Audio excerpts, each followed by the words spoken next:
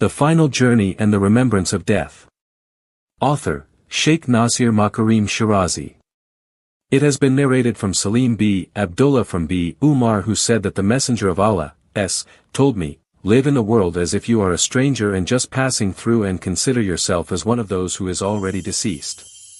When you wake up in the morning, do not desire that you should live until the evening, and when the evening comes, do not think that you will be alive until the morning. Make use of your health before you fall ill, and make use of your youth before you turn old, and make use of your life before you die, since surely you do not know tomorrow, meaning on the day of resurrection, what group of people you will be gathered with. This tradition discusses the most important issue of training, of the human soul, and that is the remembrance of death. In the traditions, we see that it has been constantly mentioned that we must not have trust or reliance upon this passing world, and in Bihar al-Anwar it has been mentioned. Love of the material world is the source of all sins. It is the love of this world which is also brought about when a person is negligent of the transient nature and one thinks that this world shall remain forever. When a person engages in such a transaction, with this material world, then one will naturally develop a love and affection for it, and when this happens, it is very difficult to separate one's soul from the material world. It is for this reason that one of the best ways of training a person and to combat against the performance of sins is to pay attention to death. A person must be such that when he wakes up in the morning, he does not assume that he will remain alive until the evening, and when he enters into the evening, he does not consider that he will remain alive until the next morning. We should all live this state that we may not survive for another moment. It is this same issue, meaning the focus upon Allah, SWT, and turning away from the material world, which leaves a deep effect on our souls. A person must truly believe that at any moment, one is in the grips of danger. For example, pay attention to the heart, which makes the blood reach all the parts of the body. The heart is the center from which the blood is distributed, however it does not take its own nourishment from the blood which is inside itself. In reality, the heart considers itself as equal to all the other parts of the body, and thus waits for the blood to be distributed to it. Sometimes the walls of the secondary blood veins become very narrow or develop a clot in them, and as it is known, blood can clot very easily. As soon as the blood comes out of the veins, we see that there is something inside it which makes it clot, and sometimes it can also be seen that the agents which make up the blood can become contaminated, and thus the blood clots right there in the veins, and through this clot of the blood is so small, maybe 1 millimeter in size. However, it takes over the channels in the blood vessels, and thus, the blood can no longer reach to the heart. When this occurs, then after a few minutes the heart will stop working, and this is what is known as a heart attack. When a specialist in this field, physiologist, explains this to a person, that individual will develop fear, since he knows that it is possible that he could die at any instant. Sometimes he may even plunge himself into doubts, and the evil whisperings may overtake him.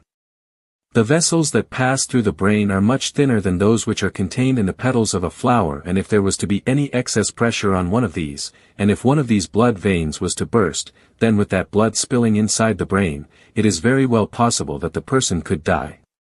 In addition, it is possible that someone, due to having one bite of food to eat, could also die. When a person is eating, if a small piece of food or something else was to enter into the air pipe which controls one's breathing, then the only way that this can come out is through coughing it out. However, if the morsel of food or thing that went down the pipe was large, then it would stay in the pipe, and there is nothing that could bring it out, except for death. Thus, in summary, dying is something that is simple and can come about very easily. Even in the trips we take, we see that there are many dangers associated with them, and even something like driving a car, even if we ourselves obey all the rules and regulations, it is possible that another person may not be following the rules, and thus, due to him, the harm will reach you.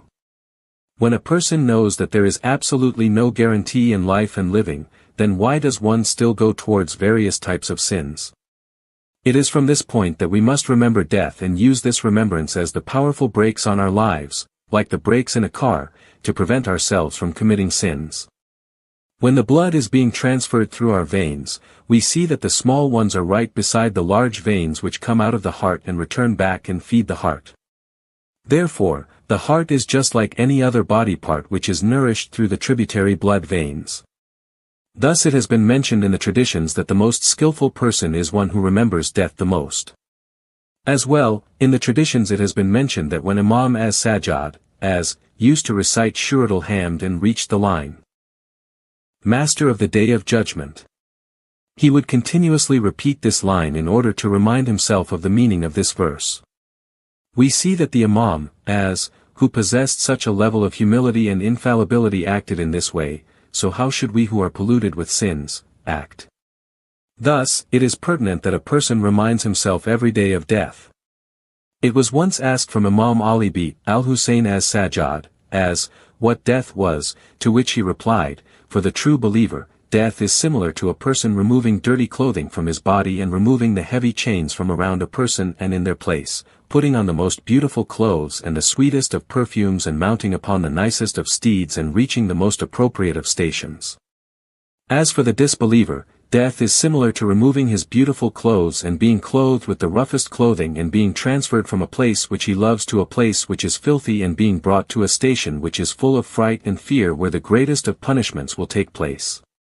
In addition, when Imam Muhammad b. Ali, was asked this same question, he replied, death is the same sleep that comes after you every night except that the time period of lasting is very long and the person will not wake up from this sleep until the day of resurrection. Even in Karbala on the day of Ashura when the battle had become intense, Imam Hussein b. Ali, spoke some very beautiful words to his companions in relation to death, be proud O, you sons of noble men. Death is simply a bridge which will transfer you from a valley full of difficulties and troubles into a wide, spacious garden of paradise full of perpetual blessings. Which one of you would be upset at being transferred from a prison to a castle? However, as for the enemies, it is as if they are being moved from a palace to a prison full of punishment. My father, the Messenger of Allah, has said that the world is a prison for a true believer and paradise for a disbeliever, and that death is a bridge for the true believer towards paradise while death is a bridge for the disbeliever towards the fire of hell. Tafsir Namuna, Volume 22, page 362. Prepared by Al-Maktaba Al-Islamiyya Al-Imamiyya Channel.